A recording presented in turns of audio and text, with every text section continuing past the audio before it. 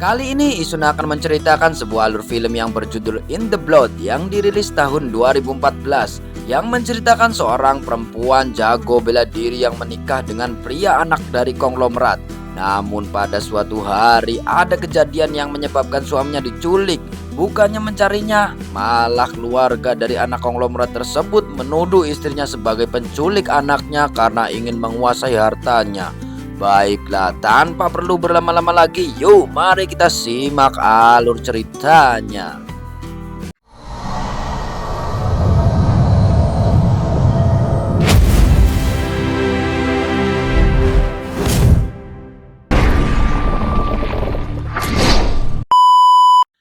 Di awal film kita diperlihatkan dengan seorang wanita bernama Eva yang lahir di keluarga sederhana dengan ayah seorang bandit yang selalu melatih Eva dengan ilmu bela diri.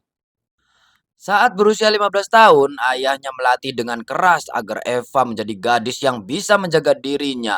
Ia juga memberi wejangan agar Eva jangan mudah percaya pada orang lain karena yang bisa diandalkan hanyalah diri sendiri. You just want to be harder, quicker. Too slow. You're gonna learn to go. He's gonna put you down. Pada suatu hari, di tengah malam, sekelompok pasukan tak dikenal datang ke rumah Eva. Dan tiba-tiba...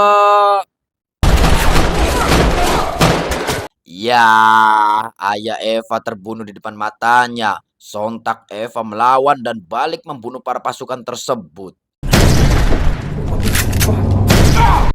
12 tahun kemudian hingga tiba saatnya di hari pernikahan Eva, ia menikah dengan seorang pria bernama Derek. Namun ayahnya yang seorang konglomerat terlihat tidak setuju dan mengancam Derek tidak akan mendapat warisan. Namun Derek tetap bersikeras dengan keputusannya menikahi Eva dan tidak peduli dengan harta warisan. Pernikahan mereka pun berjalan dengan lancar. Special moment in their lives. To be my wife.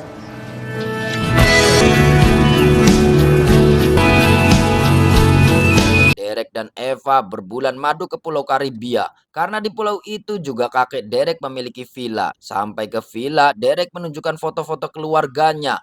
She would have loved you. Mereka menikmati sore hari di kafe yang berada di tepi pantai. Saat Derek pergi ke toilet, Eva dihampiri seorang pria kribau bernama Manny yang menawarkan diri sebagai pendamping turis. Manny menawarkan kepadanya tempat flying fox terpanjang di Pulau Karibia. Manny juga mengajak mereka ke klub malam yang ada di pulau itu. Dan mereka berdua pun tidak sanggup menolak tawaran dari Manny.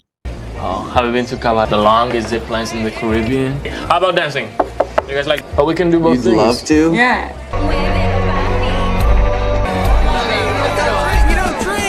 Saat sedang asik berjoget, seorang pria dengan rambut gondrong bernama Big Beast selalu melirik Eva. Dengan cara apapun dan tidak peduli dengan siapapun, Big Beast ingin memiliki Eva hingga Big Beast meminta anak buahnya untuk mengganggu Eva dan Derek.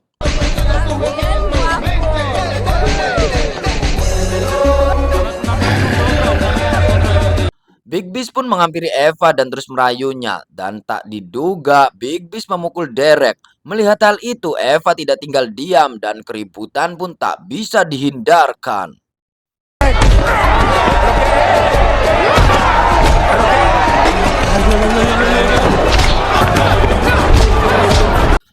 Berbekal pelatihan dari ayahnya yang keras, Eva dengan mudah mengalahkan mereka semua. Melalui kamera CCTV, Sylvia Lugo, pria pelontos pemilik klub tersebut, mengawasi keributan yang terjadi. Karena menghindari hal yang lebih parah, akhirnya Manny menarik mereka keluar dari klub.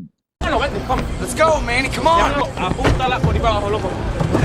Siempre es la misma mierda, puñeta. Estamos bailando con ¿Estás escuchando?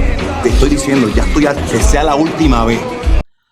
Keesokan harinya, Manny membangunkan mereka untuk berangkat ke wahana Flying Fox karena operator Flying Fox sudah menunggu mereka. Menggunakan sepeda motor, mereka pun berangkat. Manny pun mulai meluncur duluan. Setelah itu giliran Derek. Tetapi tali pengait yang digunakan Derek terlihat bermasalah. Derek menyadari hal itu dan berupaya bergelantungan di tali pengait itu. Mengetahui hal itu, Manny berupaya menolong Derek. Namun naasnya Derek pun terjatuh. Will you left around me?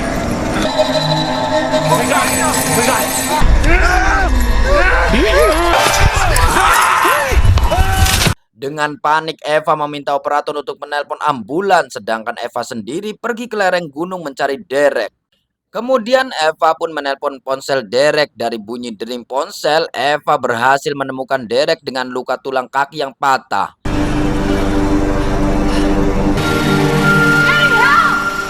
Akhirnya Derek dibawa ambulans, namun Eva dilarang ikut bersama oleh petugas ambulan tersebut. Kemudian Eva menanyakan alamat rumah sakit yang dituju. Petugas ambulan pun memberikan kartu nama rumah sakit yang akan dituju. Akhirnya ambulan pun berangkat ke rumah sakit dan Eva membuntuti menggunakan sepeda motor.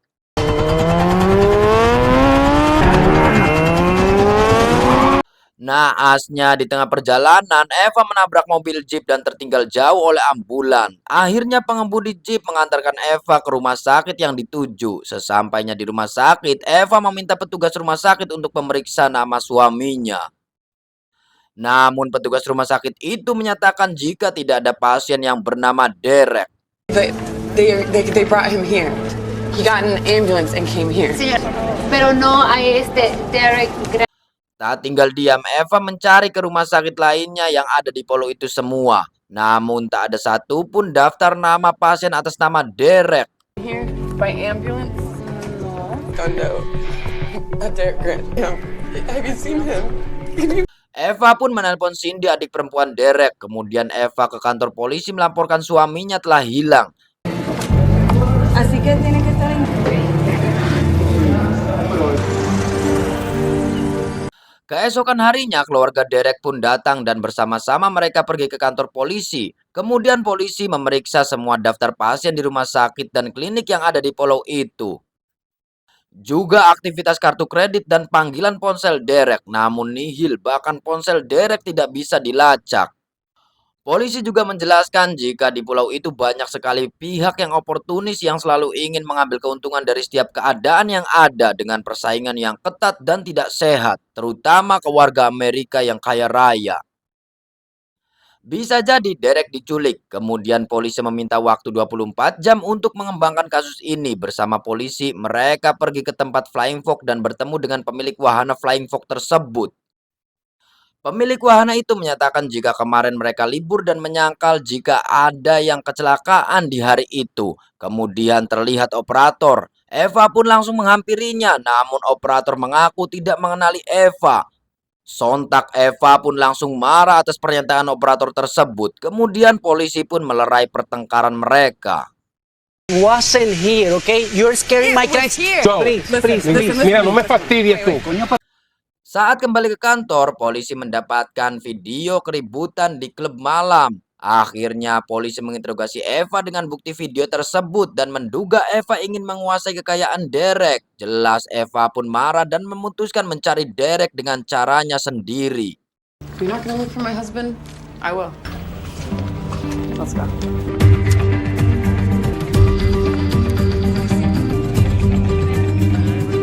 Sesampainya di villa, Eva dan ayah Derek terlibat perdebatan karena Eva tidak memberitahu keributan yang terjadi di klub malam. Dan ayah Derek menduga Eva ingin mengambil keuntungan dari kekayaannya. And I think you're trying to tap into my finances. I don't give a shit about your finances, Mr. Grant. And I always will. Keesokan harinya, keluarga Derek pun pergi meninggalkan pulau itu. Tanpa putus asa, Eva menjalankan aksinya. Ia pun pergi ke wahana Flying Fox untuk menghampiri operator tersebut.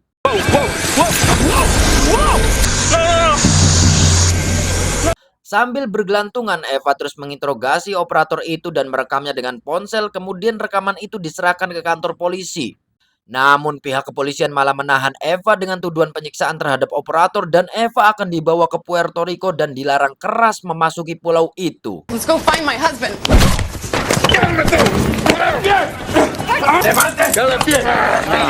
Get a confession out of them, but not here. Jose Santos is going to take you back to Puerto Rico. Saat di kapal feri, Eva meminta izin untuk ke toilet terlebih dahulu. Dan saat di toilet, Eva menghajar polisi yang mengantarnya dan melompat kabur dari kapal feri untuk kembali ke pulau itu.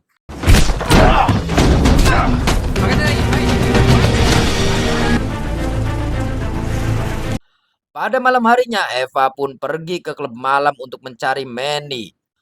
Terlihat Manny yang sedang asik bersama para wanita penghibur. Eva pun terus mengawasinya hingga saat Manny pergi ke toilet, Eva mengikutinya. Kemudian Eva pun menginterogasinya. Hello, Manny. I don't know anything about your husband. Where's Derek? I don't know. Karena ditekan terus-menerus, akhirnya Manny menawarkan diri untuk membantu Eva untuk menemukan Derek. Kemudian mereka berdua pun pulang ke rumah Manny untuk beristirahat. Keesokan harinya mereka pergi ke suatu tempat yang cukup berbahaya karena hukum tidak berlaku di tempat itu. Hingga berada di tempat sabung ayam, Manny meminta Eva tetap di mobil sedangkan Manny masuk ke tempat sabung ayam untuk mencari petunjuk di dalam. Manny mengambil beberapa gambar kemudian dikirim ke ponsel Eva dan tiba-tiba seorang pria keluar dari tempat lain. Dia adalah Timo, pengemudi ambulan. Eva pun membuntuti pria itu hingga di suatu tempat Eva dengan mudah melumpuhkan Timo dan terus menekan agar Timo memberi petunjuk di mana keberadaan Derek.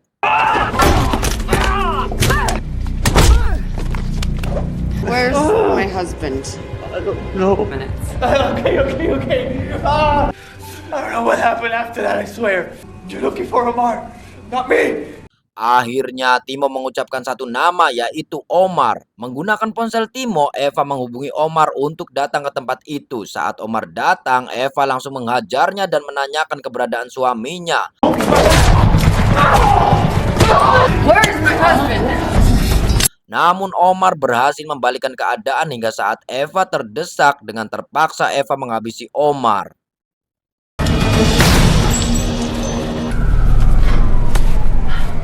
Ya, Eva ditangkap polisi dan polisi setempat membawa Eva ke markas pusat untuk diinterogasi karena melakukan pembunuhan terhadap Omar.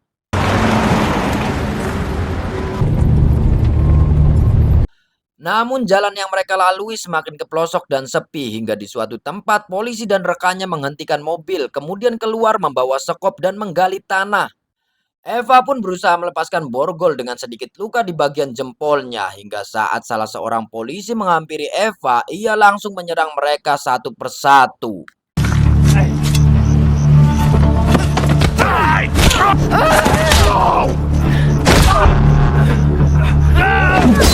Kemudian menggunakan ponsel seorang polisi, Eva menelpon kepala polisi. Saat telepon berlangsung, ternyata Eva telah berada di kamar putrinya kepala polisi itu dan meminta kepala polisi menghampirinya. Eva bertanya, kenapa kepala polisi melakukan ini semua? Dan kepala polisi itu pun menjawab, ia terpaksa melakukan ini semua karena permintaan seorang dokter yang bernama Dr. Leblar. Di mana kepala polisi itu berutang budi kepada dokter yang pernah menyelamatkan putrinya. Eva pun menanyakan keberadaan suaminya.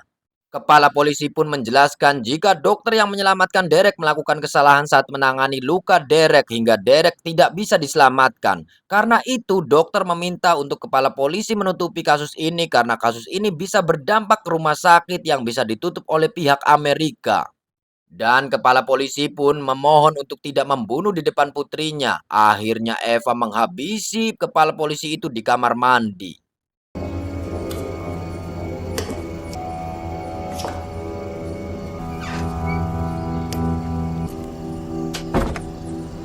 Kemudian Eva pun pulang ke rumah Manny untuk beristirahat. Keesokan harinya Eva pergi ke rumah sakit untuk mencari orang-orang yang terlibat dalam kasus suaminya. Pertama ia menemui Leta, staf wanita rumah sakit yang berbohong kepadanya tentang keberadaan Derek.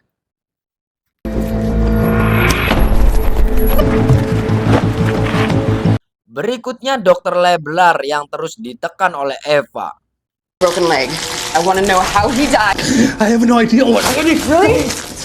Saat sedang menginterogasi Dr. Leblar, tiba-tiba terlihat Derek di kursi roda dibawa oleh Silvio Lugo, pemilik klub malam. Dengan penuh tekanan, akhirnya Dr. Leblar bersedia membantu Eva dengan berpura-pura menjadikan Eva sebagai asisten barunya dan mengganti namanya menjadi Christy. Akhirnya mereka pun bertemu. Dr. Leblar memperkenalkan asisten barunya ke Silvio Lugo. ¿Cómo te llamas? Christy. Ia pun langsung percaya dan memeriksa Eva untuk memastikan semuanya aman. Tak ketinggalan juga ponsel Eva yang diperiksa. Ternyata Silvio Lugo mengalami kanker multiple myeloma dan menjadikan Derek sebagai donornya untuk mentransfusi sel induk dari sumsum tulang yang kebetulan sel jaringan Derek cocok dengan tulang Silvio Lugo. Di tengah proses operasi, Lugo mencurigai Eva karena telah menyuntikkan obat penenang. Eva pun langsung mengambil pistol dan menembakkannya ke anak buah Lugo, kemudian berusaha membawa Derek keluar. Whoa, was that necessary? You know what?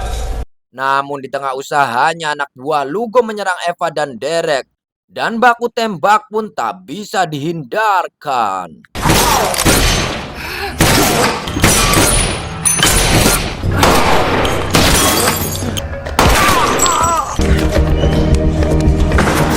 Belok lagi! Dengan menyandra Lugo, mereka berdua pun berhasil kabur dan memasuki mobil. Saat di dalam mobil, Derek pun menembak Lugo yang akhirnya Lugo kabur melompat dari mobil dan kejar-kejaran pun terjadi.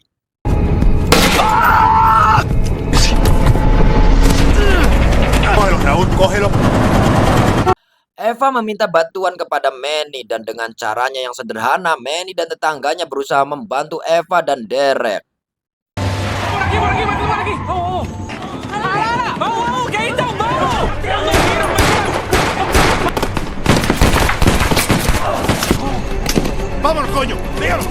Akhirnya mereka berhasil menyeberang, namun Lugo tidak tinggal diam. Menggunakan informannya, Lugo pun mengetahui kemana mereka pergi. Manny membawa mereka ke rumahnya, namun melalui jendela, Manny melihat kedatangan Lugo, kemudian menyuruh Eva dan Derek bersembunyi di tempat lain. Lugo dan anak buahnya pun tiba dan menggeledah isi rumah Manny. Ternyata polisi juga dilibatkan oleh Lugo untuk mencari mereka, namun pencarian mereka nihil. Kemudian melanjutkan menggeledah semua rumah tetangga Manny. Hingga saat anak buah Lugo bernama Raul itu menemukan Eva, Eva langsung melumpuhkannya kemudian menyembunyikan tubuhnya di sudut kamar.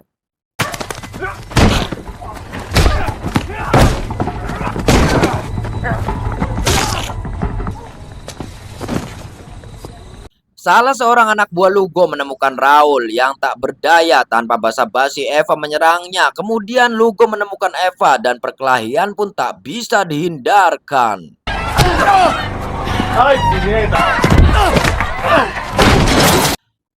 Di sisi lain, keberadaan Derek diketahui dan letusan pistol mengundang polisi yang kemudian menangkap Derek.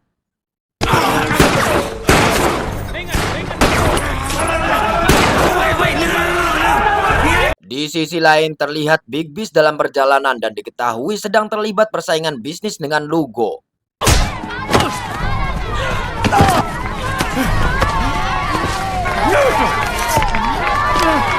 Dengan sepucuk belati, Eva berhasil menguasai pertarungan dan menempatkan belati tepat di leher Lugo. Warga bersorak meminta Eva untuk membunuh Lugo. Kemudian datang polisi membawa Derek. Tak lama Big Beast datang di lokasi dan meminta Eva menyerahkan belatinya. Big Beast membela Eva karena bisnisnya membutuhkan turis. Kemudian Big Beast mengambil belati yang dipegang Eva dan meminta anak-anak yang menonton untuk menutup matanya. Ya, Lugo pun mati di tangan Big Beast. Kemudian Big Beast menjanjikan polisi bayaran 2 kali lipat dari sogokan Lugo asal polisi tidak menangkap Eva dan Derek.